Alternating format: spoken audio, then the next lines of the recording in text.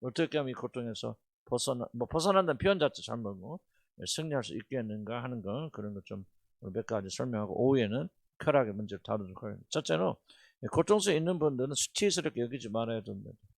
이거는 여러분의 실수와 죄로 인해서 약간 좀 두 가지로 나눌 수 있는데, 여러분이 죄로 인해서 고통당한다 그러면 1차적으로 여러분 수치스럽게 여겨야 됩니다. 조금 다른 영역이에요. 그러나 그러더라도 그 기간이 지나가면은 계속 수치스럽게 여기면 안 됩니다. 극복해야 되거든요. 그래서 일단 어떤 원인 때문에 여러분이 어려움을 가진다 할지라도 1번 고통 속에 있을 때 가장 먼저 해야 될 것은 그 수치심에서 벗어나는 것입니다. 우리 베드로전서에 보면 이런 말씀, 사랑하는 자들아 너희를 연단하려고 오는 불시험을 이상한 일 당하는 것 같이 이상히 여기지 말아요.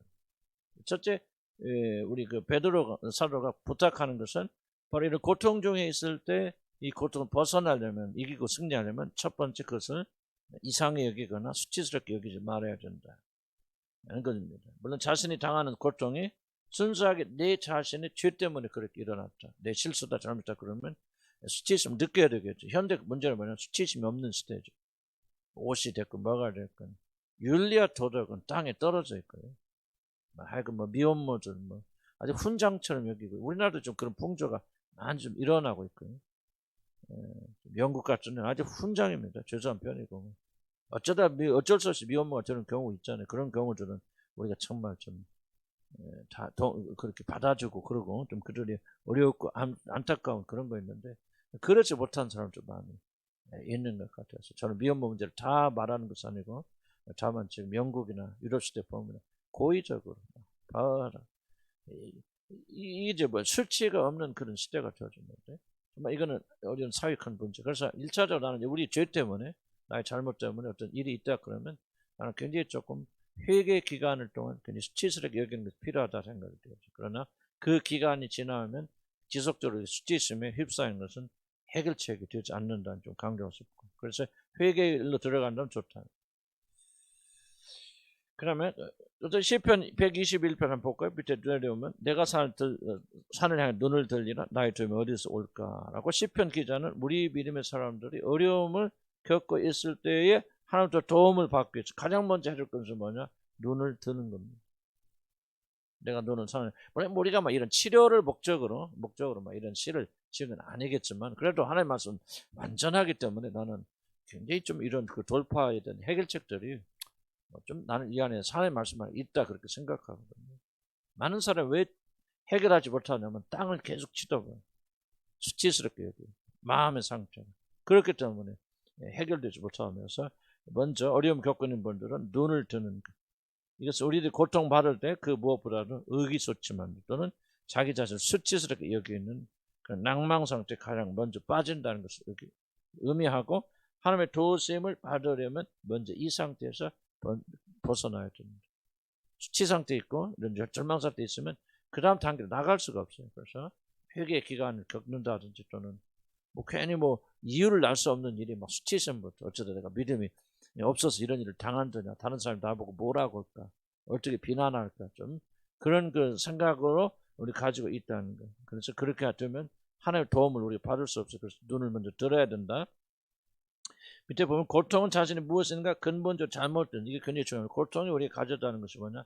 근본적으로 내가 잘못했다. 아까도 정체성 이야기했는데, 사실 모든 문제에 대한 그 정체성, 내 자신 존재가 자체가 무슨 큰 결함이 있다라고 하고, 즉 고통은 자신을 실패하고 부족한 인간으로서 다른 사람들 앞에서 자기 자신을 노출시킨다고 하는, 이것이 더 고통을 더 가중시킵니다.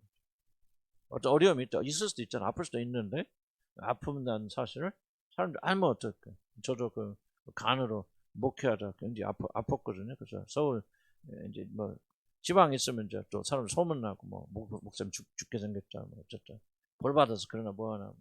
그러니까 나는 원한 건 아니지만 그때 같이 우리 아버님 그냥 밤에 그냥 야간 열차 타고 멀리 와서 입원하고 그냥 교인들에게도 아프다 소리도 안 하고, 이게 바로 이제 그 수치심의 문화란 말이죠. 예수 믿는 사람은 절대 아프면 안 돼, 어려움 가지면 안 돼, 목사가 병 걸려서 무슨 죄를 졌길래 저렇게 죽을 병에 걸렸단 말이야, 이런 그 소문들이나 이런 생각 때문에 많은 사람들 어떻게 합니까? 이렇게 감추고 그걸 내리누르는데 그렇게 많은 신경을 하는데, 그렇게 될 때는 문제 해결이 이제 될 수 없다는 얘기죠. 그래서 왜 그렇게 생각하냐면, 고통은 뭐를 노출한다? 자기가 존재로서 부끄럽다, 나는 아무것도 아니다 하는 그런 것을, 부족한 인간으로서 사람들 앞에 자기 자신을 노출 수밖에 없죠. 이것은 우리가 가져오는 가장 큰 상처라 그렇게 생각이 되어집니다. 물론 고통의 이익 중에 하나가 교만을 우리에게 제거해주고 우리 겸손하게 만든다. 고개 숙이고 그렇게 하니까 이제 조금 겸손해지고, 또 우리 지난해 C.S. 루이스 말처럼 우리 고통당하는 시간만큼만 하나님 우리 진심으로 소유할 수 있다. 그래서 고통이 많은 장점도 있지만 거기서 벗어나려면 그 상태 계속 있으면 벗어날 수 없다는 걸 진짜 강조하는 거예요. 그래서 고통당하는 자신을 매우 수치스럽게 여기고 자신의 존재 자체를 의심하게 된다면, 그래서 지속적으로 땅을 바라본다면 우리는 하나님을 향해서 손을 벌릴 수 없어. 그래서 시편 기자 말하는 거죠. 눈을 들어라 말이죠. 너희 도움은 천지를 지신 하나님부터 온다. 눈을 들고 대신 뭘 보냐? 저 높은 산 한번 바라보아라. 그걸 지금 강조하고 있는 거예요. 좀 어떻게 보면 좀 뻔뻔스러움일 수도 있겠는데, 우리가 우리 자신을 집중함으로 문제 해결 안 됩니다. 어떤 문제가 원인이 어디에 있든지 간에 우리 문제는 결코 여러분 자신을 집중하고, 그래서 여러분 이야기를 많이 하는 사람일수록 문제에서 헤어나지 못합니다. 난 이런데 왜 언어부터 많이 고쳐야 된다 생각하냐면, 발표할 때는 뭐 할 때 보면요, 어떤 분들 끈질기게 결국은 자기 얘기. 난 그 사람은 죽을 때까지 문제에서 못 벗어난다고 생각해요. 절대. 왜냐하면 여러분 죽을 때까지 여러분 문제 끊어지지 않고요. 죽을 때까지 여러분 문제는 중단되지 않습니다. 그래서 여러분 죽을 때까지 여러분은 헤매게 되죠. 여러분 문제 해결하려면 하나님 바라봐야 됩니다. 이런 나눈 이야기 들어보면요, 다 그런 거 아니지만 좀 그런 분들이 간혹 계시는데, 내 얘기, 내가 하고 싶은 얘기, 내 얘기. 그 사람은요, 그냥 자기에게 사로잡혀 있기 때문에 죽을 때까지 자기에게 사로잡힙니다. 중요한 질문은, 그럼 여러분 안에서 계속해서 사로잡혀 자기를 바라보죠. 어떤 선한 것이 나오겠냐요. 여러분에게 나오는 선은 없습니다. 여러분 죽을 때까지 여러분 악만 바라보다가 불쌍한 빛잖아요. 그래서 우리 신앙은 뭐냐? 하나님을 바라보듯 거룩하고 정결하시 언제까지 나나 하다 끝나겠습니까? 그런 문제 있죠. 문제 있고 문제 인식한 중요하지만, 그러나 그 문제를 가지고 하나님을 바라보는 훈련입니다. 믿음 뭐예요? 그분 바라보는 거 아닙니까? 내가 잘나서가 아니라 못난 나 같은 존재를 사랑하셔서 자기 아들까지 아낌없이 보내신 그 하나님을 그 믿는 믿음으로 우리가 사는 거예요. 사도 바울이 뭐랍니까? 내가 오직 육체가운데 사는 것을 어떤 믿음을, 나를 사랑하사 자기를 몸을 버리신 하나님의 아들을 믿는 믿음으로 산다고 그러잖아요. 이게 바로 삶의 원동력이 아니에요. 내 노력으로, 내 힘으로, 내가 이거 아니지. 사도 바울은 얼마나 이 놀라운 사랑 베풀어. 나를 사랑하사 자기 몸을 버리신 이 하나님의 놀라운 사랑을 내가 바라봄으로, 믿음으로 나는 그 믿음 가운데 산다 이 말이에요. 이해가세요? 그 사람은 생명이 있고 소망이 넘치잖아요. 사도 바울 문제 없어요. 가는 데마다 고난과 핍박과 자기를 죽이려고 그러니까 모함 끊임없이 있는데, 사도 바울 나는 그런 것 때문에 사는 거 아니야. 내가 잘난만 사는 것은 아니야. 내가 잘돼 사는 것은 아니야. 내가 사는 것은 하나님의 아들을 믿는 믿음으로 나는 살아. 초점 달라지잖아요. 그게 그 사람 고통 가운데 행복한 원인 아닙니까? 오늘 저와 여러분이 자기 자신을 너무나도 바라보는데 헌신되어 있어요. 그래서 여러분이 불행한 거예요. 나는 정말 이게 죄송한 표현이지만 우리 공동체 이 문제가 끈질겨요. 어쩌면 막 절망이 들 정도 끈질긴데, 여러분 그러지 마시고 빨리 벗어나야 돼. 행복해요. 그래서 나도 자꾸 연습하는. 나에 대해서 너무 실망 안 하려고 노력해요. 어차피 나는 그런 사람이에요. 그럼 내가 잘하면 나 훌륭한 사람이야. 그렇게 착각할 정도로 훌륭한 사람입니까?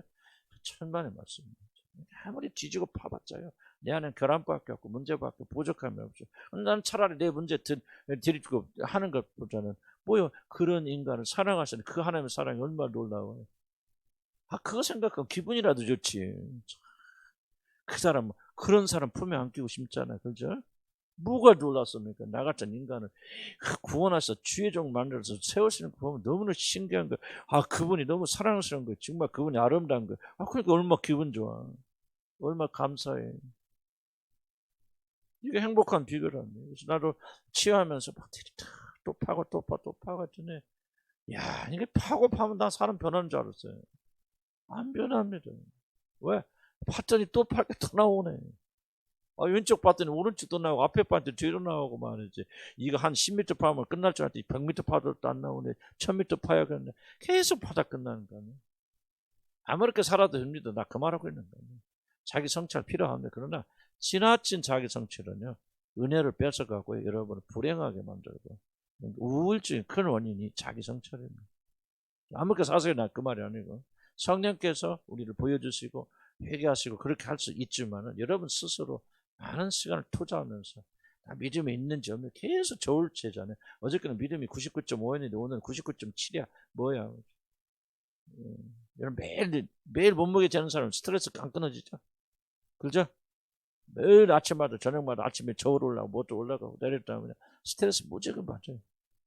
가끔 저울 보는 거 필요하지만 그런 원리와 똑같다고 말해서 나는 정말 수치스럽게 여기지 말고 일단 고통 속에 있으면 여기서부터 건지서 주님 바라봐야 되지. 우리가 자기 자신을 바라보는 것은 결코 믿음이 아니죠. 그렇잖아. 아까 하나님 아들이다. 더 이상 종이 아니오. 딱 주님 얘기했지만 더 이상 무슨 설명이 필요하냐 인간들아. 그 말이에요. 더 이상 어떤 설명이 필요합니까? 종이 아니다. 그럼 하나님이 그렇게 선에서 끝나는 거예요. 종이 아니라 그럴 수가 아니. 아멘 하고 그냥 그렇게 살아가면 되는 거네. 그래 안 그래? 그러려고 하는데 과거에 또 어쩌고 또 믿지 않을 수백 가지의 이유를 대면서 변명하잖아요. 그 사람 죽을 때까지 그 섭승에서 못 벗어요. 죽을 때까지 그 사람은 그래.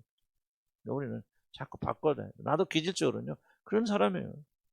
난 믿지 않을 수백 가지 원을 찾으면 다닌 사람이에요. 그러나 이제 바꿨잖아요. 주님 바꿔줘서. 그게 얼마나 많은 걸 내가 상실하고 살아는가 깨닫게 되잖아요. 그러니까 무조건 괜찮아요. 무조건 저희 긍정적이 돼서 나 그 말하고 있는 절대 아니에요.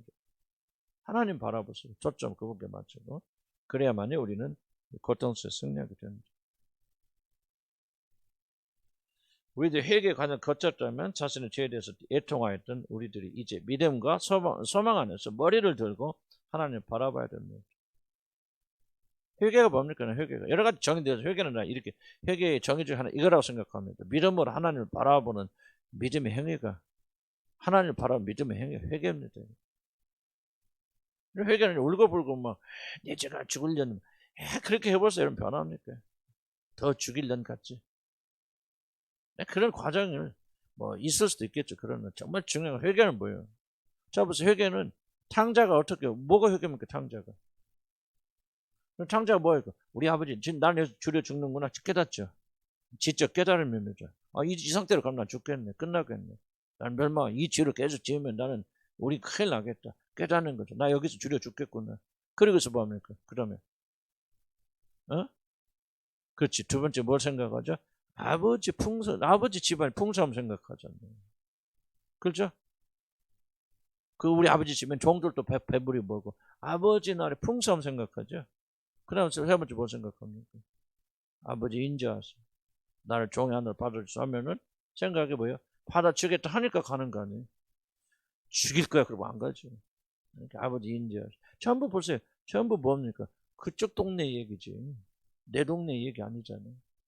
나같이 아버지 재산 다 팔아먹었는데 나 같은 걸 죽어야 되고 어떻게 나 같은 안 봐줄까 그런 생각 아니에요. 거의 다 그쪽 동네 우리 아버지는 인자하셔 사랑하셔 거기 가면 먹을 거 풍성해 하고 회개는 그리고 믿음을 일어서서 돌아가죠. 이게 회개의 과정이거든요. 울고 내가 그때 어때가서 전부 처음에 어떤 창녀에게 5만 원 갖다 10만 원 주고 또 팔아먹고 그거 울고 그게 회개가 아니란 말이에요. 그렇게 회개 많이 가르친 사람도 있는데 이제 그럴 필요도 있을지 난 모르겠어. 그러나 회개 전체적인 맥락으로 보는 회개는 뭐야? 소망의 여행을 떠는 소망의 여행. 내 아버지 집에는 먹을 것은 많다. 종들도 그러니요 나 같은 아들 같은 가면 얼마나 풍성히 먹여주겠어요. 나 같은 사람 안 버리고 주님 아버지가 받아주실까 인자하시면 소망이 있죠. 그러니까 그 믿음을 가지고 소망 가운데 가서 일어서서 돌아가죠. 이걸 회개라고 말하는 거죠. 회개하려면 뭐를 봐야 돼? 하나님 바라봐야 돼.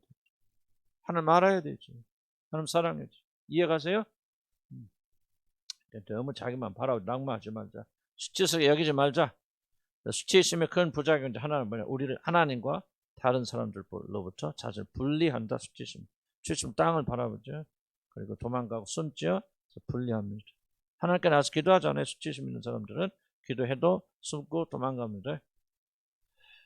그래서 모든 자신을 수치스러운 존재로 받아들일 모든 생각을 쫓아내야 됩니다. 사도 바울이 자신을 가침으로 인하여 낙담하고 있는 디모데를 향하여, 디모데에도 이런 수치심이 있잖아요. 뭐에 대해서? 자기 영적 아버지인 바울이 같이 있으니까 두려우고 염려하는 것이 아니라 굉장히 수치스럽게 여겼다. 그래서 뭐라고 합니까? 투옥당한 자신이 고통당한 것을 부끄러워하지 말라. 성경에 기록되어 있죠. 디모데후서 같이 읽어봐. 시작. 그러므로 너는 내가 우리 주를 증언함과 또는 주를 위하여 갇힌 자된 나를 부끄러워하지 말고 오직 하나님의 능력을 따라 복음과 함께 고난을 받아. 이게 디모데가 실제 그랬는지 바울의 내면 세계에서 일어났는지 잘 모르겠어요. 아마 바울의 내면 세계에서 일어날 가능성이 크긴 하지만 어쨌든 부끄러워하지 말라는 거죠. 디모데 이렇게 좋아하는 것은 고통으로 인해서 우리 안에 있는 당혹감이나 수치를 거부할 때에만 우리는 하나님 능력을 힘입고 그다음에 나를 부끄러워하지 말고 그러면 반대로 말 오직 하나님 능력을 따라. 그러면 하나님의 놀라운 능력을 따라가려면 어떻게 해야 돼? 부끄러워지 말아야죠. 부끄러워하면은 그 능력을 따라갈 수 있어 없죠? 눌리죠. 심리적으로. 부끄럽죠. 땅을 바라보죠. 그러니까 능력을 따라가죠. 성의 가르침을 잘 이해하세요. 그대로 가야 됩니다. 뭐 아무렇게나 살라? 뻔뻔하게 살으세요? 그 말하고 있는 거 아니에요. 그 말하고 있는 것이 아니라 좀 우리가 하나님을 바라보는 것이 참 회개의 근본이 되고 그럴 수 있다고 하는 거예요. 고통당하면 수치스럽게 여기지 마. 딸이 뭐 아들이 뭐 다쳤다 실패했다 뭐 했다. 그래서 어떡할 거야. 땅 바라보자. 수치스럽게 여기죠. 하나님 안 바라보는 거죠. 왜? 앞에서 배웠잖아. 고통은 얼마나 많은 고통은 우리 유익하게 해요. 유익하지 않게 합니다. 유익하게 하죠. 그래서 우리가 고통은 친구 삼아야 되고 고통을 통해서 주님과 더 가까이 나가야 되는데 뭐 그걸 안 보이는 거죠. 그러니까 그냥 수치스럽잖아요. 이런 일이 일어나서는 안 되는데 그런 일 많이 하잖아요. 여러분 과거를 보면서 용서하지 못하는 아직 여러분 나 구원 못 받았다 표현이 그렇지만 이런 구원관에 상당히 오해가 지금 심각한 장애가 있는 사람들 이런 과거에 대해서 여러분이 용서하지 못한다. 과거를 생각하면 또 여러분 수치스럽다. 뭐 수치스러운 마음은 감정 들 수 있겠지만요. 그렇게 생각한다면 난 여러분 아직도 구원의 확실한 것을 누리고 있지 못하다는 생각이 들죠. 뭐 그런 분들이 있을 수 있겠죠. 과거를 생각하면서. 또 뭐 이게 좀 과거라는 게 굉장히 중요합니다. 왜 중요하냐면요. 과거를 보낼 수 있는 능력에 따라서 표현이 좀 앞다가 안 맞을 수도 있겠는데 여러분 믿음이 어디서 나타나요? 과거를 보낼 수 있는 능력에서 나타나는 믿음. 아니 새로운 믿음을 됐잖아요. 믿음은 뭐예요? 과거 보내야 하잖아요. 그죠? 왜 과거에 못 보내고 과거가 그렇게 영향력을 줍니까? 지금 여러분 믿음이 없기 때문에. 저는 과거를 어떻게 생각하고 어떻게 보내느냐. 과거에 수치스러운 일이 일어났다 그 말이에요. 그거 생각하면 우리 신체에 반응이 일어났을 때 얼굴이 따가울 수 있죠. 얼굴이 뜨거울 수 있고 그러나 그것이 여러분 현재 삶에 영향을 준다. 여러분은 아직 과거에서 벗어나지 못하고 있는 사람입니다. 여러분 그 심각하게 생각해요. 믿음은 그냥 어떤 정보를 받는 게 아니죠. 예수님이 삶에 오셔서 죽었다 살아났다 내 정세했다 정보를 나열하는 게 믿음이 아니에요. 믿음은 우리 삶 속에 실제된 힘을 가져다 줘요. 하나님 나라는 뭐였죠? 복음 말이 있지 않고 뭐예요? 능력이 있잖아요. 믿는 자들의 구원을 주시는 하나님의 능력이 복음이잖아요. 복음은 능력이잖아요. 여러분 죄를 용서받았고 하나님 자녀가 되었던 뭐예요? 과거가 여러분을 괴롭히고 수치스럽고 나도 과거에 지나간 생각하고 막 수치스럽고 그럴 때가 있었어요. 그때 뭐냐 그 수치스러움 막 내 몸을 막 사로잡고 막 어쩌면 느껴요. 그런데 요즘은 기억도 잘 안 나잖아요. 그런 거 생각해줘. 거기서 건져진 하나님께 감사하죠. 어떤 그 몸의 작용이 거의 안 나타나죠. 시간이 좀 걸리긴 해요. 걸리긴 하지만 그러나 우리가 목표를 삼고 나가야 되는 것은 과거에 얽매서는 안 된단 말이에요. 아까 벌써 여러분들이 무엇을 이을 자 아니라 갈라디아서 유업을 이을 자 아니라 그럼 뭐요? 앞에 줄 영광을 바라보면서 나가야 되잖아요. 근데 왜 과거 때문에 스트레스를 하는 중요한 게 이겁니다. 과거에서 수치스럽게 여기고 과거에서 풀었지 않으면 그 과거로부터 해방되잖아요. 영향력이 있습니다. 여러분 과거에 뭐 어떤 음란한 짓을 했다, 바람 폈다, 쳤다. 그런 것이 아직도 해결 수치 상태에 남아 있으면요, 이것이 여러분 안에서 역사합니다. 이 파워가. 이게 심각한 거예요. 그래서 여러분 지속적으로 무의식 속에서 여러분 그 남자를 그 여자를 생각하면서 그때를 그리워하든 어쨌든 간에 그때와 연결되어 있어요. 무서운 일에 여러분 받아들여. 그거를 잃어버리면 그 파워를 끊어버리려면 뭐가 되냐? 어떤 그 수치심에서 해방돼야 됩니다. 이거는 강력한 끈이 수치심이라는 것은 강력하게 과거와 현재를 이어주는 교량 역할을 하는 게 수치심이기 때문에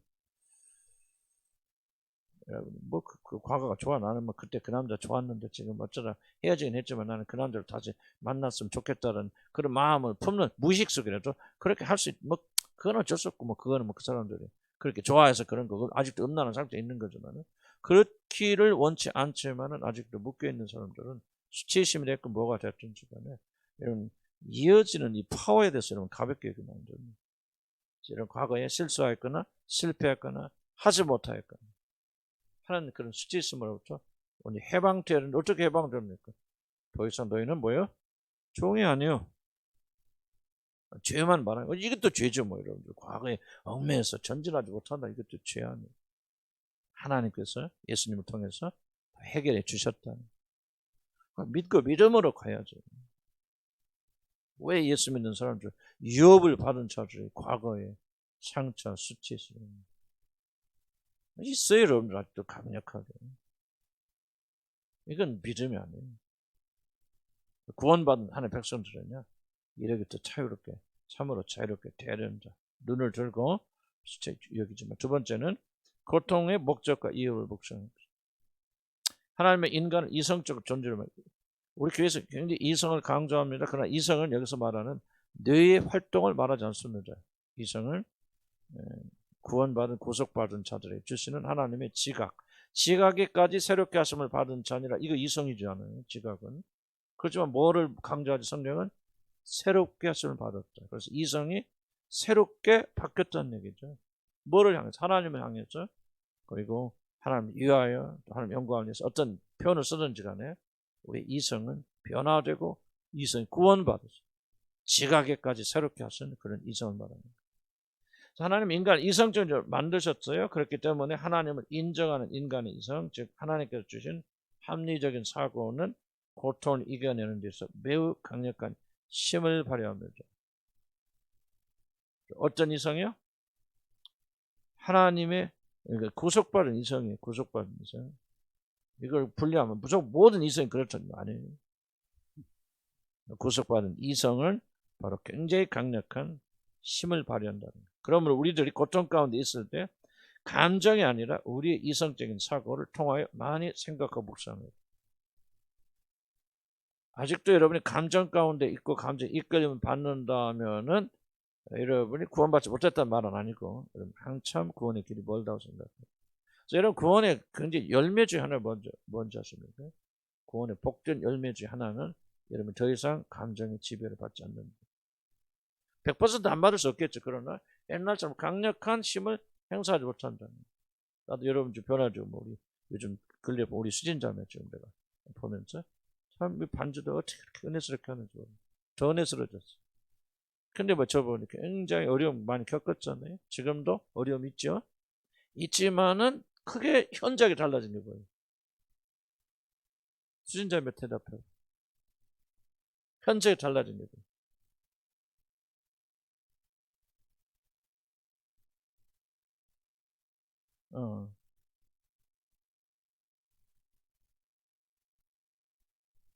그렇지. 이게 뭐야? 진짜 크게 보인다. 뭐예요 이게? 그렇지, 감정이죠. 크게 보여서 크게 보이는 거 뭐야? 내가 압도되죠. 우울해지고 절망 생기고 이 감정이 나를 하는데 지금 뭐라고 그래요? 더 이상 크게 안 보인다는 거죠. 뭐 앞으로 갈길 말긴 하고 그러지만은 지금 나는 이제 그걸 보면서 감정.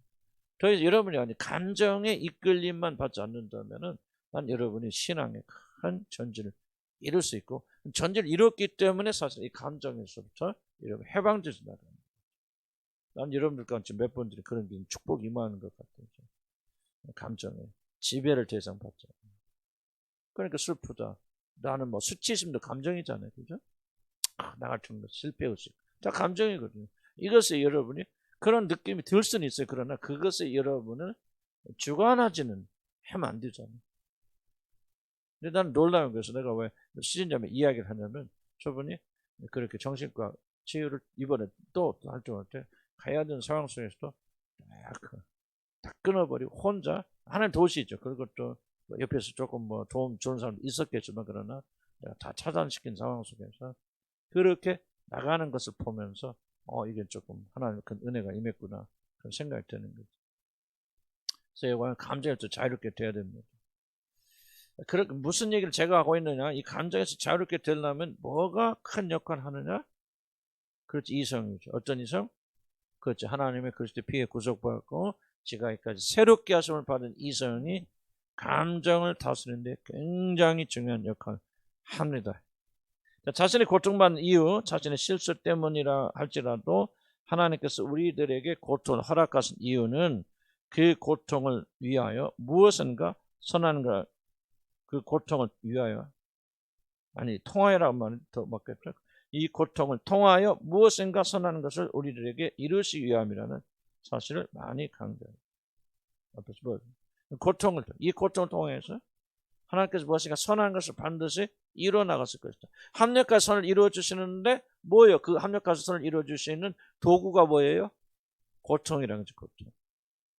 이것이 바로 우리가 고통이 올 때 뭐 하는 거 생각하는 거. 고통이 올 때 제일 먼저 오는 게 뭐죠? 감정이죠. 슬프다, 나쁘다, 힘들다, 지겹다, 뭐한다, 절망된다, 죽고 싶다. 전부 감정이 오죠. 감정이 올 때 무엇을 이 감정을 다스리게 되냐면은 생각, 무슨 생각이죠? 하나님께서 나에게 이런 어려움을 주시는데 모든 어려움, 고통은 반드시 이 고통을 통해서 선한 것을 이루시려고 하나님의 목적이 있다는 거죠. 이걸 여러분 지속적으로 생각해야 됩니다. 왜냐하면 어려움이 딱 왔을 때 지속적으로 생각하지 않는 사람 생각 안 나요. 그때도 생각이 나는 사람 뭐야? 다른 거 없어요. 반복적 훈련밖에 없어요. 성령 역사해 주시면은 그렇게 낭만 오고 막 죽어야 되겠다 하는데 성령께서 갑자기 주실 수도 있죠. 그러나 대부분의 경우는요. 이게 지속적으로 경건의 연습을 통해서 이런 생각의 훈련을 해서 뭐합니까? 막 집어넣어야 돼요. 그래서 뭐예요? 모든 고통에는 다 뭐가 있다? 목적이 있고 이유가 있다.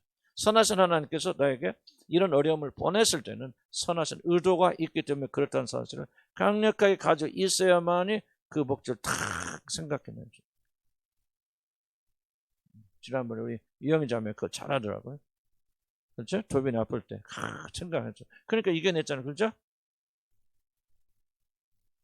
근데 왜 요즘 왜 오늘 또 그러네 또. 계속 그러네. 우울증 있어요 혹시? 왜 그래? 왜? 몸이 아프니까 막 마음이 슬퍼요? 지금 똑같은 얘기. 이걸 의지를 가지고 이겨야 돼요. 이게 조민이 때 생각해 보라고. 그때 생각했잖아. 그때 이 형이 잘못 내가 우리 놀랬죠, 그죠? 좀 놀랬잖아요. 이 형이 자면 저 틀림없이 나가 자빠졌을 것이 그런데 뭐예요? 생각하잖아요. 하나님께서 이걸 통해서 뭔가 선한 일 하실 거야, 이루실 거야. 그 몸이 안 좋을 때도 어떻게? 자꾸 생각해야죠. 몸이 여러분 지배하도록 하지 마세요. 건강 중요하지만 건강이 여러분 지배하기 시작하면요. 하나님께 건강 축복 안 합니다. 마귀가 지속적으로 공격합니다. 여러분이 최고 약한 부분 있잖아요. 정체성을 가지고 여러분 넘어지면 지속적으로 공격하고 여러분 건강 때문에 여러분 넘어지면 지속적으로 여러분 공격합니다. 건강성 유일한 비결을 알려드릴게요. 주님께 충성 헌신하세요. 하나님 건강 주세요. 축복해 주십니다. 자,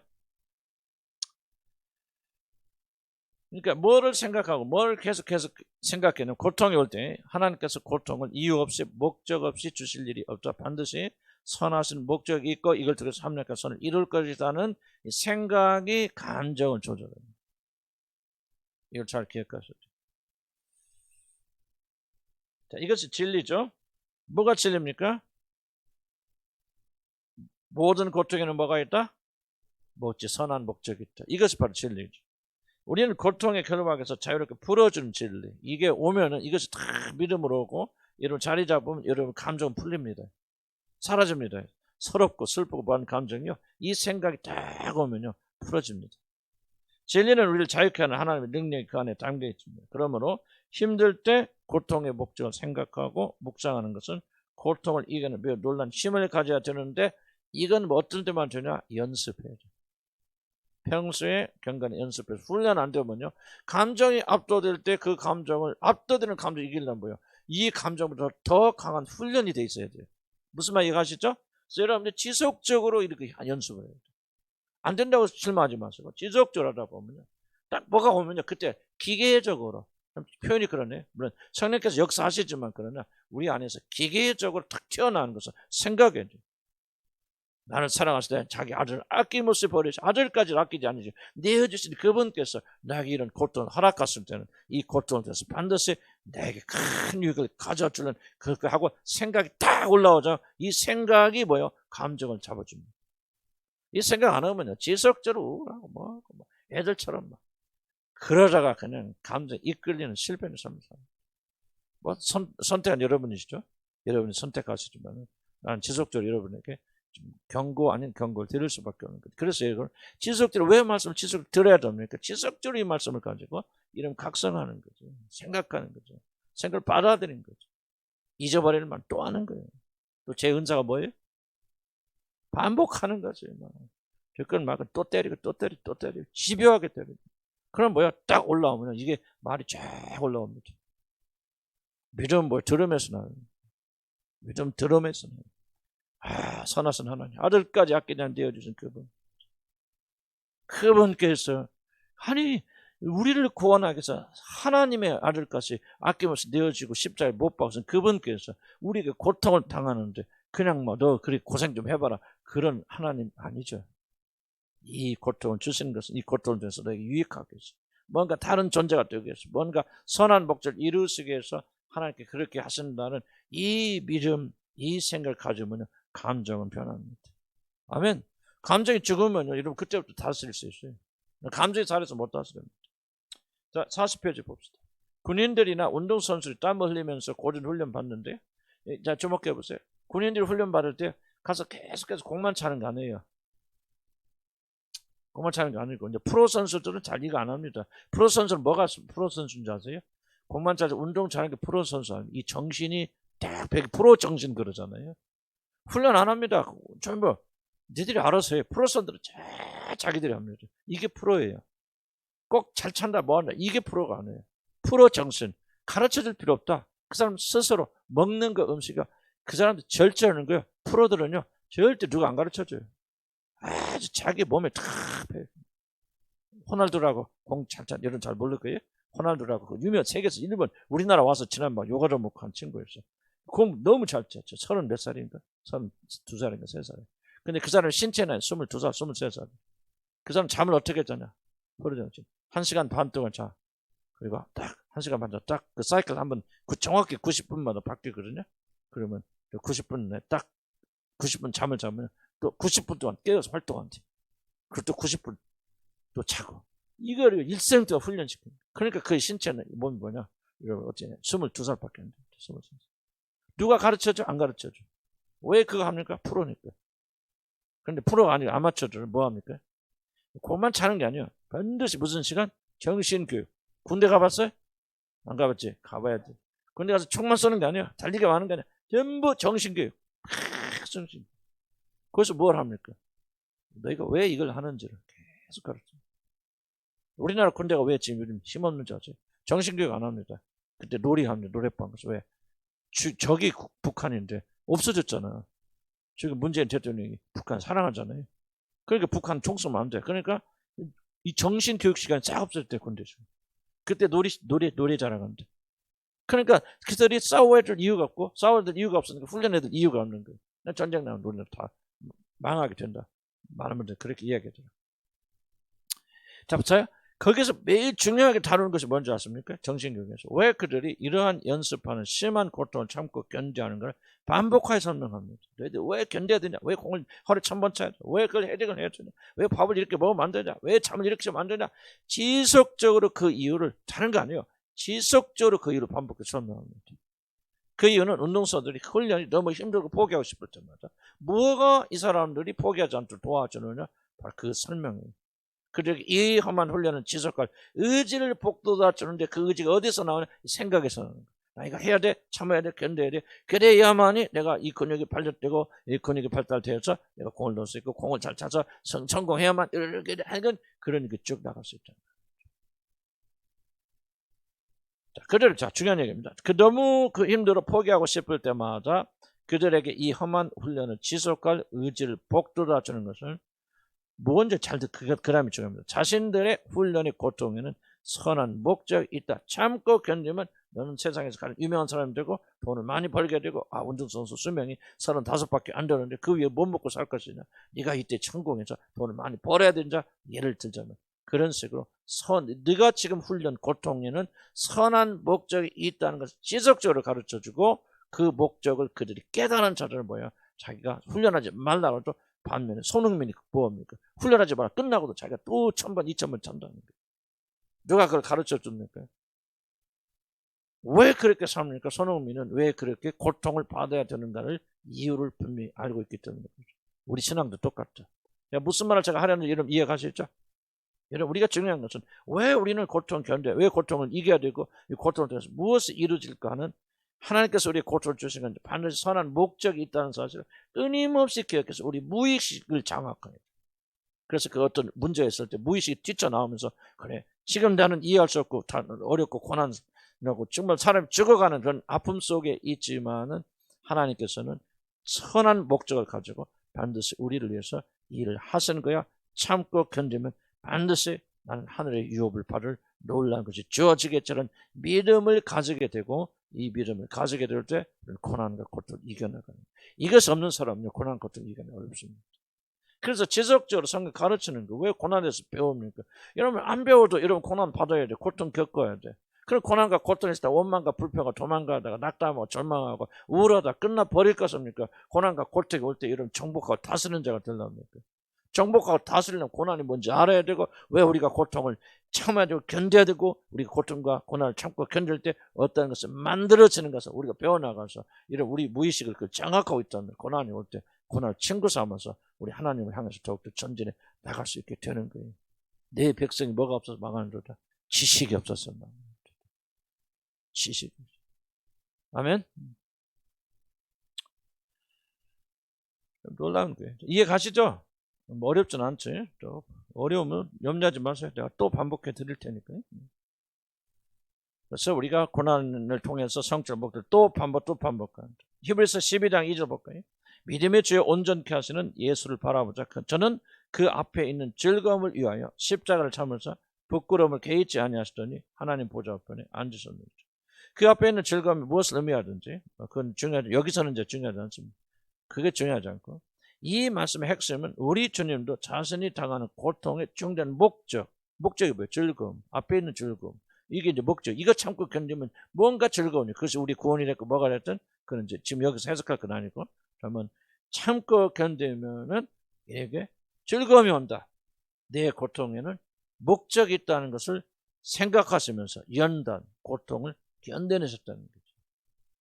만약 자신의 고난 받으심을 통하여 이루어낼 목적을 생각하지 않았다면, 우리 주님조차 자신에게 닥친 고통을 참아내는 일이 그렇게 쉽지 않았을 거예요. 저도 여러분들이 목회하면서 정말로 힘든 게 이거거든요. 목적을 발견하는 거죠. 내가 이렇게 해도 뭐가 이룰 것, 뭐가 될 것인가.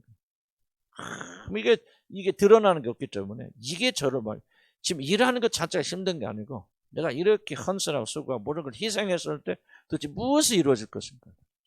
이 목적이 상실하니까요, 내가 정말 참기 어렵더라고요. 그때 내가 거의 뛰쳐나갈 뻔했어요. 그러나 하나님께서 목적을 보여주셨고요. 이 첫째, 여러분 좀 기분 나쁠지 몰라주면 이렇게 이런 말씀 하시다. 이런 말씀 저한테 주셨어요. 그들이 안 변하면 너도 변한다. 만약 너희 교회들이 변하기를 거절한다면, 여러분 안 변하는 이유는 딱 하나, 여러분 거부하기 때문이거든요. 이런 변하기를 여러분 거절하거든요. 근데 주님께서 말씀, 그래서 내가 그들이 아무리 전화해도 그들이 변하지 않고 그들이 거절해서 변하지 않는다 할지라도 너는 변하지 않아. 너희 와이프 좀 변하지 않네. 너희 자식 변하고 있잖아. 그러니까 갑니까 진짜 엄청나게 변했거든. 저 우리 있잖아요. 이현수 목사님도 엄청나게 변했거든. 오 그렇구나. 목적이 이제 생겨나는 거죠. 그래서 그 목적 때문에 사실 몇 년을 펼쳐내갖고 그 다음에 그 목적이 이제 여러분에게 조금씩 변하지 나가니까 여러분도 변하는 역사 일어난다. 이 목적을 이해하지 못하면 견뎌내기 어려워요. 사람은 결코 목적 없는 일을 할 수가 없는. 무엇인가 하나님이 우리 힘든 일을 만나게 될 때는 이 일을 통해서 예수님 보세요. 예수님도 앞에 있는 즐거움이 무엇이 되었지 간에 그 즐거움을 인하여 오늘 고통을 참고 견디지 않습니까? 남편이 안 변하면 어떡합니까? 환경이 안 변하면. 그럼 어떻게? 그 변하지 않는 남편 때문에 누가 변해요? 그렇지, 내가 변하지. 목적 생기잖아요. 남편을 변화시키는 이런 목적이 들 수 없어요. 그건 내가 아니고 남이니까. 그걸 통해서 이 세상에서 무슨 축복을 받고 아파트가 생기고. 그건 목적이 아니죠. 그러니까 다른 주위의 환경을 변화시키는 목적이 아닌데 그 일을 통해서 적어도 뭐는 변할 수, 나는 변할 수 있잖아. 왜?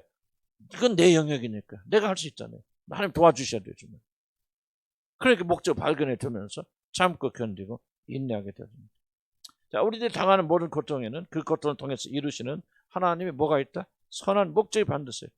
특히 모든 고통은 하나님께서 허락하셔서 일어난 일이기 때문에 아들까지 아낌없이 내어주신 그러한 사랑으로 우리를 사랑하신 하나님께서 결코 우리에게 고통 없이 이런 목적 없는 고통을 허락할 수 없다는 이 믿음을 가지고 견뎌내야 됩니다. 자, 우리들 잊지 말아야 될 것은 인간의 모든 일에 의미를 부여하는 능력이 있는 존재죠. 이게 이제 여러분이 정체성이죠. 여러분이 누구나가 무엇을 결정됩니까? 바로 어떤 고난과 고통을 당할 때 여러분이 의미를 부여할 수 있는 사람. 이게 바로 창조적 인간들이죠. 아담과 이브가, 아담이 뭐였죠? 동물들에게 이름을 붙여주듯이 고통을 오게 될 때 지난주에 했잖아요. 뭐라고 이름 붙여요? 고통을 오면 뭐라 붙였어 지난번에? 기회라고 또 다른 분. 그런 게 있잖아요. 이렇게 할 수 있는 의미를 부여할 수 있는 의미 부여하잖아요. 지금 고통이 뭐 우리가 지금 알고 있는 고통, 나를 죽이는 거예요. 나를 막 그렇게 불행하게 만드는 거예요. 슬프게 만드는 거예요. 하는 그런 일반적인 의미가 아니라 진짜 그래 이 고통은 내가 하나님의 자녀로 발전할 수 있는 기회가 되는 거예요. 뭐가 돼요? 지금 벌써 의미를 바꾸잖아요. 의미를 바꾸고 의미를 주니까 그때부터 이 고통을 우리가 이겨나갈 수 있는 힘이 생긴다. 이 작업을 하지 않는다면 여러분 고통이 왔을 때 이 고통을 이기지 못합니다. 고통은 우리가 그렇게 쉽게 이길 수 있는 것이 아니죠. 자꾸 의미를 붙이고 이름을 붙여줘야 된다. 그래서 고통을 끌어안고 환영해야 된다. 하나님께서 내가 더 발전하는 기회가 되는구나. 내가 변할 수 있는 기회가 되어지는구나. 그러니까 뭐야? 그때부터 이 고통을 이겨나가고 견뎌나갈 수 있고 그 결과로 내가 열매 맺히는데 그 꾸덕하다 보니까 하나님 은혜 주셔서 생각지도 않게 다른 사람들도 변하기 시작하죠. 그런데 뭐야? 내가 변하기 전까지는 하나님이 다른 사람을 변화시키지 않도록. 왜? 내가 변하는 것이 1번의 목적이죠. 가장 은혜 받지 못하고 어려운 분들은 뭐야? 자꾸 주위 사람 변화라고 하는 사람. 나 진짜 이거 보면 속수무책이지. 그냥 우리 자녀들 막 어디 변화시키려 발버둥치는데요. 그건 말도 안 되는 소리거든요. 내가 변하면 자녀들 변합니다. 그래서 나는 목표가 왜 하나님께서 너가 변화를 말씀하시냐면 내가 변하면 그 변함의 결과로 자녀들 변하게 되고 영적 자녀들 변하잖아요. 근데 나는 안 변하고 계속 너만 변하라. 그러니까 더 반발만 하죠. 이게 안 변합니다.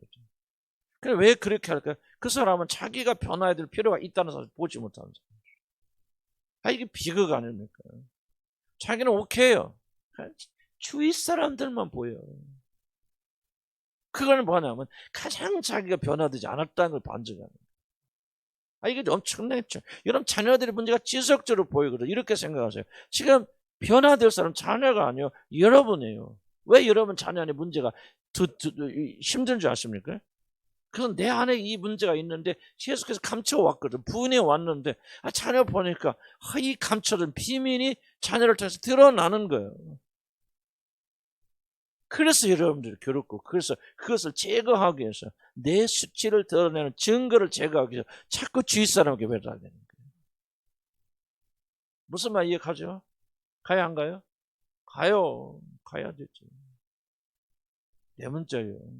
다른 사람 안에 있는 문제는 내 문제가 투영돼서 그래요. 왜냐하면 내가 그런 문제 없으면요, 다른 사람이 그렇게 하는 거 별로 신경 안 씁니다. 그걸 네가 네가 알아라. 그래 알아라. 뭐 자색이라도 뭐 그럴 수도 있고 저럴 수도 있고 뭐 꼭 이런 성격이 있다고 뭐 다 잘못되나. 하나님 역사하시면 잘 수도. 그런데 내가 이거 못마땅해. 내가 없어야 돼. 내가 숨기고 싶어. 내 수치야. 그런데 자녀 보니까 그게 있어. 그러니까 내가 힘든 거예요. 그러니까 어떻게든지 자녀 변화라고 압력을 하는데, 문제는 뭐예요? 나도 못 변하면서 자식들 변화라고 하니까. 그 자식들이 그런 거죠. 막 그렇게 엄마부터 바꿔봐봐. 엄마부터 변해봐. 그런 소리 들어봤어? 안 들어봤어요? 들어봤죠? 들어보신 분들은 변화할 수 있는 사람들이요. 대답 안 하고 있는 사람들은 아직도 이거 근처도 못 간 사람들. 근데 여러분들이 이런 씨름을 지금도 우리 교인들이 많이 하고 계십니다. 보면 정말 어떤 때는 절망이고 답답해. 여러분의 문제예요. 여러분의 수치예요. 여러분의 실패예요. 저 보세요. 여기다가 누가 써붙여서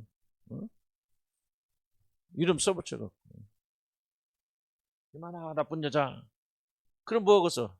써붙여놨으면 돌아다니면서 어떻게든지 띄어내겠죠. 이혼하기 거짓말쟁이 그러면 어떻게 하겠어요?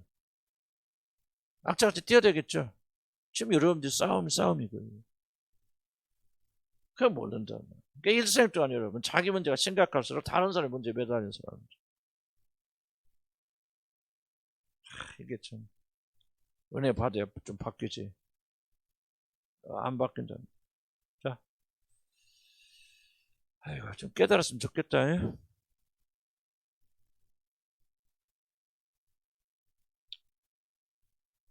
다시 한번, 인간은 모든 일에 의미를 부여할 수 있는 능력 있는 존재되는 그런 사실이고, 이것이 의미하는 바는요, 인간은 아무리 큰 고통이라도 그 고통에 의미를 부여하게 되면 그것을 견뎌내고 승리할 수 있지만은, 아무리 작은 고통이라도 그 안에서 의미를 발견하지 못한다면 그 고통은 결코 이겨낼 수 없다는 뜻입니다. 그래서 인간은 의미를 부여할 수도 있고 자신이 부여한 의미에 따라 사는 의미의 존재이기 때문에 여러분 당하는 고통에 이름 붙이거나 의미를 부여하지 않는다면 안 된다. 그래서 이 모든 의미를 붙이는 것은 무엇의 작용이냐? 구속된 이성의 작용이에요. 그래서 고통과 어려운 문제 있을 때 뭐라? 두 번째, 생각하라. 세 번째는 견뎌야 됩니다.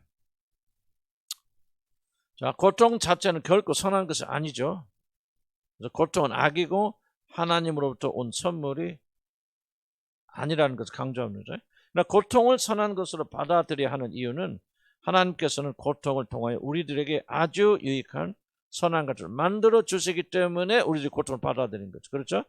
고통 자체는 악하지만 이런 매는 악해의 선이에요. 매, 회초리. 악하죠. 악하지만은 선한 엄마 아빠의 손에 들려서 선한 목적으로 사용하기 때문에 이것도 선한 거죠. 하지만 실제적으로 악한 거예요. 고통도 맞아요. 고통은 악한 겁니다.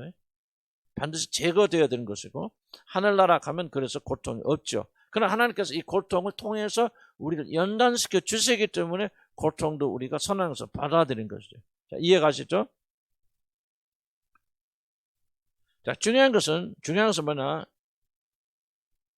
그러나 고통을 선한 것으로 받아들여야 하는 이유는 뭐냐? 하나님께서 고통을 통하여 우리들에게 유익한 것, 선한 것을 주시기 때문에. 자, 그럼 하나님께서 우리 고통을 줄 목적이 뭐예요? 여기는 글대로 한다면 유익하고 선한 것이죠. 이것이 목적이죠. 도구가 뭐예요? 고통이죠. 자, 이건 논리적으로 생각할 필요가 있습니다. 그래서 우리는 이 말을 어떻게 이해해야 되냐면, 하나님께서 고통을 통하여 무엇인가 선한 것을 여러분 안에서 만드시는, 그러니까 여러분 안에서 뭔가 선한 것을 만드시는 것이 고통을 허락하시는 가장 중요한 일이기 때문에, 도구이기 때문에 하나님께서는 그 선한 작업을 결코 멈추지 않으실 것이기 때문에. 무슨 말 이해합니까? 이해가 좀 안 되죠? 말이 좀 그런 어려운 말 같아요. 자, 보세요. 하나님께서 여러분이 선한 것을 만드는 것이 목적이 아니라면, 고통 자체가 목적이라면 고통을 멈출 수도 있고 바꿀 수도 있죠. 그런데 이 고통을 통해서 내가 무엇인가를 만들어야 된다 하면은 그 목적이 이루어질 때까지 멈출까 안 멈출까요? 안 멈춰. 자, 보세요. 화가가 지금 그림을 그린다고 합시다. 그림을 그릴 때 화가의 목적이 뭐냐면 아름다운 여자의 얼굴을 그리는 것이 목적이다 그러면 이 화가는 그 그림, 아름다운 여자의 얼굴이 완성될 때까지 붓질을 멈출까 안 멈출까요? 안 멈추죠. 이해가시죠? 이걸 분명히 이해해야 돼. 그렇다면 만약 하나님께서 고통 자체가 목적이 아니라 고통을 통해서 무엇인가 선한 것을 여러분 안에서 이루시려는 것이 목적이라면 하나님은 그 선한 것이 이루어질 때까지 고통을 멈출 거야 안 멈출 거예요? 안 멈추죠. 이해가요? 머리는 이해가지만 여러분 이걸 가슴으로 받아야 돼요. 그래서 가장 어리석은 자들이 하나님께서 고통을 멈춰 주시도록 그렇게 하는 것이 가장 어리석은 자죠. 그래서 난 여러분들이 왜 어리석은 자들이 많냐 그러면 뭐 자녀들하고 누가 됐든 간에 어떤 문제가 있을 때 지속적으로 여러분 욕구는 뭡니까? 빨리 그 문제 멈춰지기를 지속적으로 바라고 있잖아요. 그러니까 여러분들이 말은 좀 쉽고 실제는 어렵겠지만 여러분이 왜 어리석은 사람이냐면 바로 지금 도구 목적을 여러분 포기한 사람들이죠. 그러니까 뭐를 원하죠? 나는 선한 것이 이루어지건 뭐 좋은 거 먹자. 나 그거 원치 않아.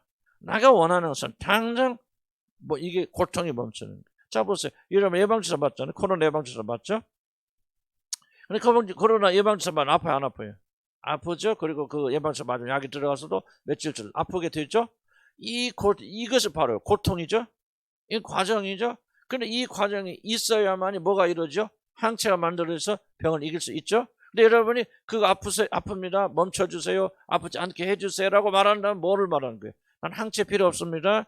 코로나 병에 걸려도 좋습니다. 죽어도 괜찮아요. 다만 이 고통만 멈춰주세요. 자, 지혜가 있어요? 없어요? 없죠. 지금 여러분 똑같이 이렇게 하고 있대요. 그러니까 여러분이 올바른 이성이 오기 전까지는 이게 참 어렵지. 쉽지 않아요. 일반은 이성이 오고 깨달음이 오면 이걸 깨닫습니다. 깨달음은 뭐냐? 아, 그렇네. 지금 내가 지금 당하고 있는 어려움, 자녀의 문제가 됐든 경제 문제, 건강이 됐든 무엇이 되었든지 빨리 변화되길 원하는 것은 올바른 것이 아니야라고 그걸 받아들이고 이러면 모든 행동을 바꿔야 되는데 여러분 깨닫지 못해요. 깨달은 머리가 아니에요. 머리로는 그럴 거 아는데 그냥 뭐야? 이 마음으로 원치 않죠. 그래서 여러분 뭐합니까? 고통을 멈춰달라는 그 소원을 멈추지 않는 거예요. 왜? 머리 생각 보내니까. 그러나 생각이 아니라 마음을 정복하기 시작하면 아 그렇구나. 정말 네가 하나님께서 이 어려움을 통해서 선한 목적 이루시려고 하는 것이 하나의 목적이구나. 그래서 적어도 여러분의 목적과 에너지는 어떤 고통을 멈추는 것에 집중하지 아니하고 이 고통을 통해서 뭔가 선한 일을 이루어 나가는 일에 이런 에너지와 초점이 맞춰져 나가는 창조적인 삶을 살 수 있잖아요. 많은 분들이 우리 교회도 제가 보면요. 어떤 분들은 참 머리도 좋고 뭐가 정말 그런데 믿음이 안 자라. 잘 안 자라요. 안 자라는 이유가 뭐냐? 지금 내가 말한 이 부분이에요. 여러분 믿음이 자라려면 하나님께 고통을 통해서 연단해야 되잖아요. 그런데 여러분의 모든 에너지 이 고통에서 벗어나는 것에 집중되어 있는 사람들이요. 지속적으로 하나님의 역사하시면 저항하죠. 그러니까 여러분이 믿음이 안 자라요. 근데 어떤 자들은 이런 생각을 다 못 하더라도 그냥 하나님의 고난과 고통 앞에서 푹 하고 낮아지는 사람들이 있어요. 그런 사람들을 보면 내가 어느 날 지키면 저렇게 믿음이 저렇게 자랄 수 있을까? 쭉쭉 자랍니다. 고통과 고난에 대한 여러분의 자세가 여러분의 영적 성장을 굉장히 좌우한다. 저는 그 말을 여러분이 강조하고 있는 그런 내용입니다. 그래서 우리들이 생각이 구속됐다면 뭐 해야 돼요? 고통이 올 때 첫째 무조건 견뎌야 됩니다. 어려울 거 없어요. 지금 조각가가 조각을 해서 어떤 그런 놀라운 것을 조각가에서 칼을 때리려는데 그 칼을 멈춰 그러면 여러분 뭐 완성 안 되는 거죠. 그럼 뭐 좋은 작품이 완성되면 뭐 할 거예요? 항체가 만들어지면 뭐 할지? 주사 맞아야 돼, 견뎌야 돼, 참아야 되죠. 주사 맞는 날 힘들었죠? 최영자면 힘들었지? 주사 맞고 죽을라도 살아났지? 그 왜 그 고통을 겪습니까? 그 고통 곁에 뭐예요? 바로 항체가 만들어서 나는 코로나부터 자유로울 수 있다는 거지. 그렇기 때문에 여러분요. 고통이 올 때, 어려움이 올 때 적어도 우리들이요. 다 기억하지 못해도 빨리 이것을 벗어나려는 생각과 그러한 기도와 시도로부터만 우리가 벗어나게 된다면 여러분 고통을 통해서 많은 유익함이 있었어요. 그래서 우리가 좀 더 성숙한다. 뭐더 기도할 수 있습니까? 하나님께서 좋고 선하신 목적을 가지고 나에게 어려움 주신 줄 믿습니다. 감정에 이끌리지 않고 참고 견디고 인내할 수 있는 힘을 주시고 이 일을 통해서 주님이 나의 삶을 통해서 완성하시려고 하는 일이 잘 이루어질 수 있도록 하나님 하시옵소서. 주여 내 모든 것은 주의 것이오니 주께서 원하는 대로 하시옵소서. 그래서 털 깎는 자 앞에서 양이 잠자는 것처럼 이렇게 참고 견딜 때 무엇인지 모르면 하나님께서 여러분 아름다운 모습을 조각해 나가는 거예요. 말은 좀 멋있다, 그죠? 하지만 어렵죠. 어려우니까 뭐 하는 거 우리가? 그렇지, 기도하는 거. 주님 힘을 주세요. 고난을 견디고 고통을 이겨주는 힘과 능력 주시고 결코 고난을 피하는, 무슨 말을 가냐, 고난을 피하기 위해서 피하는 일에 좀 헌신하지 말라 그 말이지. 아주 헌신되는 분들께서 여러분 보시면 그냥 언제 저기 하나님 형사님, 그러니까 10년 전이나 지금은 비슷한 이유는 다른 게 아니에요. 여러분 고난에 대한 자세를 굉장히 많이 좌우합니다. 나는 뭔가 선한 것이 이루어질 수 있다면은 주님 원하는 대로 나를 치시고 때리시고 다듬어 가지고 붙잡아 만들어 가시옵소서. 이렇게 기도할 수 있잖아요. 무슨 말이 가시죠? 그렇게 되면 하나님께서 여러분 다듬어 가시면서 여러분 아름다운 예수의 형상으로 만들어 가시는데 지속적으로 거부하고 도망가면 어떻게 할 수 있나 그 말이죠. 여러분 어린애들 머리 깎으면 어떻게 돼요? 어린애들 머리 깎고 이발소 하면 나중에 보면 어떤 애들 쥐뜯기 나오잖아요. 그죠? 왜 그래? 똑같은 얘기야. 어렵게 생각할 거 없어요. 그냥 그 앞에서 잠자. 우리 예수님 보세요. 하나님 앞에 참자. 모든 고난과 고통 남김없이 그대로 받잖아요. 우리 사도 바울이 뭐라고 말합니까? 내가 그리스도의 남은 교회에 남은 고난을 내 몸에 채우려 한다. 전혀 고난에서 도망가는 그 사도 바울이 힘들죠. 그래서 사도 바울이 고린도후서 봅시다. 맞고 기고 어쩌고 기근이고 쫓아게 다니고 힘든 얘기 쭉 하죠. 왜 쭉 합니까? 힘드니까 하는 거지. 그런데 뭐라고 합니까? 이 고난을 통해서 그가 선한 것이 이룰지 믿기 때문에 그리스도의 남은 교회에 남은 고난까지도 내가 내 몸에 채우려 하노라. 그럼 그 사람은 정신병자입니까? 그 사람 자학주입니까? 아니죠. 뭔가 이 앞에 있는 즐거움 그렇게 됐을 때 완성되어진 그 어떤 모습을 바라보면서 사도 바울은 그걸 견뎌냈잖아요. 그러니까 여러분 뭐냐, 도망가지 말라 그 말이에요. 고통 피하지 말고 고통이 오거든 어려운 문제 생기든 좀 성숙하게 기도하라 그 말이에요. 좋아요 여러분. 이걸 통해서 어떤 선을 이루시겠습니까? 도망가지 않을 수 있는 능력 주시고 힘을 주시고 견딜 수 있는 힘을 주시고 나 도망가고 싶어요. 피하고 싶습니다. 이런 고통 안 당하고 싶습니다. 그러나 주님 견딜 수 있고 주님과 함께 십자가에 오를 수 있는 힘을 주십시오. 난 그렇게만 여러분 기도하고 진심으로 기도하기 시작한다면 나는 여러분은 정말 주님과 동행하는 삶이 다른 게 아니라 이게 바로 주님과 동행하는 삶이죠. 믿으면 아멘 하시 바랍니다. 이게 주님이 누구 곁에 있기를 즐거웠을까? 내 맘대로 살고 막 고통 나 그러기 싫어하면서 또 기도에 앉아서 황홀경 느껴서 내 안에 오셔서 나로 하고 이런 사람과 가까이 하실까? 그렇자면 주님의 선하심을 믿고 고통 안에도 주의 뜻이 줄 믿고 주님 내 육신의 자아를 못 박으셔서 나는 고통을 받지 않고 도망가려는 그런 마음이 강하오나 주님 나를 당신의 것으로 만들어 가시옵소서. 나는 십자가에 못 박으시 처형하시고 주님이 나와 동행하시게 어려운 그런 성격이 있거든. 이 어려움을 통해서 고쳐주옵소서. 그렇게 간절히 사모하는 자들 옆에 주님 오셔 동행하실까? 누가 그럴까?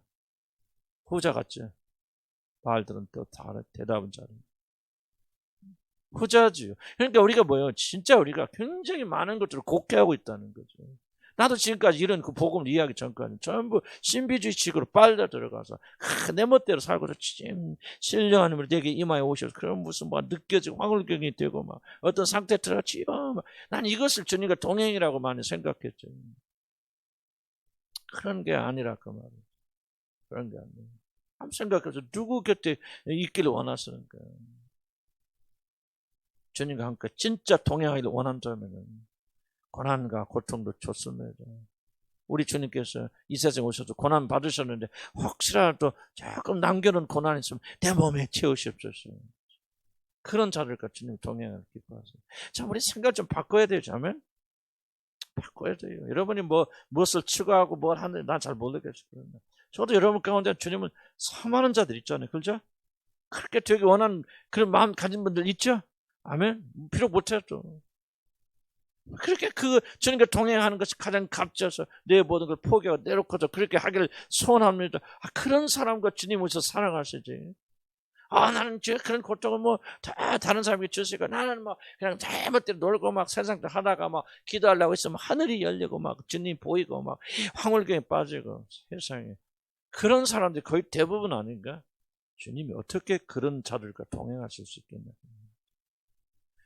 신비주의 어렵게 생각할 거 없어. 그냥 조금만 이성적으로만 생각해도 이게 얼마나 엉터리인지 주님이 누구와 같이 있기를 원하시는데 세상의 이치를 조금만 깨달아도요. 우리는 어렵지 않게 다 이해할 수 있는 사람들. 견뎌야 됩니다. 적극적으로 견뎌야 된다는 것을 도망가려고 발버둥 치지 말라 말이죠. 중독 넘어가지 말라. 기다리고 또 기다리면 하나님께 응답해 주시니까 우리가 참되 적극적으로 참. 자, 우리가 왜 중독을 멀리해야 됩니까? 왜 우리 이제 쾌락의 문제에 대해서 우리가 생각해 좀 달아야 되는데 왜 우리가 쾌락에 대해서 저는 많이 고민돼 쾌락하면서 참 이게 참 어려운 부분이다. 저한테는 뭔가 내 자신이 철저하게 어렸을 때부터 그냥 뭔가 좀 헌신돼 도망가. 우리는 어렸을 때부터 교회 어렵고 매일 교회 가면 싸움질하고 하고 완전 그러니까 뭐가 발달냐면 영화 보는 거 많이 발달됐죠. 거기 가서 영화 보면 참 평강이 평화로다. 나는 어디서 배웠냐? 극장에서 배웠단 말이지. 예를 들자면.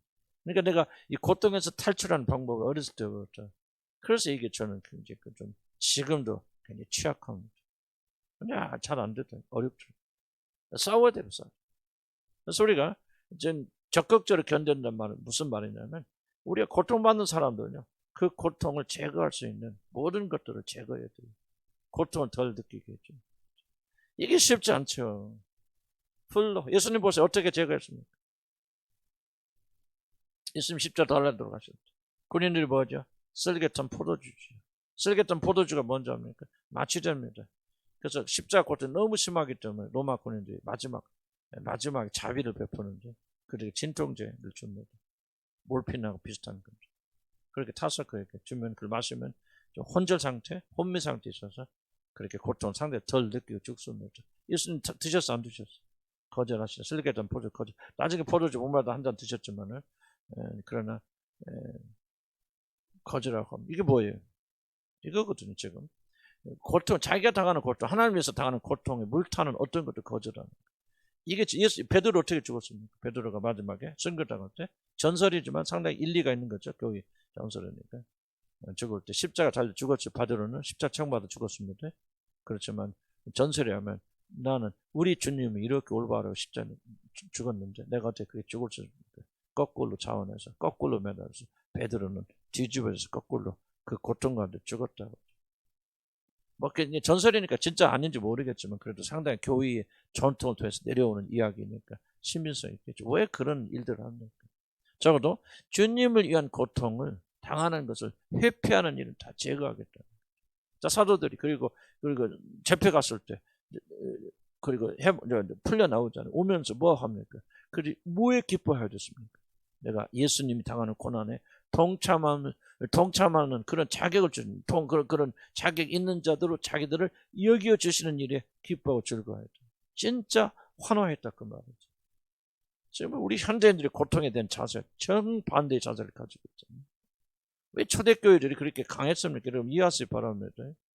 고통에 대한 이해가 전혀 우리가 달랐기 때문에 그리스도 때문에 당하는 고난을 기쁨과 즐거움으로 받았기 때문에 성경에 뭐라고 합니까? 세상이 이런 자들 감당치 못하고 죽여도 고통은 줘도 오히려 더 기뻐하고 즐거워하는 그런 마음의 자세를 가졌기 때문에 그렇다는 거죠. 그래서 마지막 찬양하며 감사하며 5단계 더 이렇게 더 복잡하게 이렇게 말씀드릴 수는 없겠고 되게 좀 이런 걸 가지고 왜 우리가 고난과 고통에 대해서 복잡하게 말할 수 없냐면 해결책이 없어요. 고통은 견디는 것 외에는 그 선하신 목적을 두고 도망가지 않고 견디는 것 외에는 우리가 고통의 문제에서 벗어날 길이 없기 때문에 참고 견디 인내하고 찬양하며 감사해야 됩니다. 쉽지 않지만 훈련하면 좀 되죠.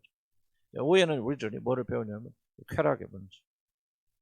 이 고통에서 우리가 기묘하게 도망가기 위해서 우리가 고안한 쾌락의 문제고 조금 길지만은 그래도 조금 다뤄야 될 것 같아요. 완전하지 못하지만은 그렇게 되어주면 고통의 문제는 굉장히 조금 중요한 그 막을 내릴 수 있다 생각됩니다. 자, 다시 한번 정리할까요? 이런 다시 한번 훑어보면서 지금 5가지 우리 고통과 고난을 당할 때 어떻게 여겨야 되는지, 무엇을 수치스럽게 여기지 말고 이유를 묵상해야 돼요. 그래서 배워야 됩니다. 고난의 문제 반드시 공부해야 될 이유가 바로 여기 있고요. 그 다음에 견디거든 적극적으로 고통을 경감시킬 수 있는 방법들을 우리가 의도적으로 피해야 됩니다. 그래야만이 완성되잖아요. 고통이 목적이 아니고 고통을 통해서 우리가 완성되는 목적이라면 그 목적이 이루어질 일에 우리가 적극적으로 참여해야 된다. 찬양하며 감사해야 된다. 자, 좀 나눌까요? 이 부분에 대해서 여러분 하면서 조금 예.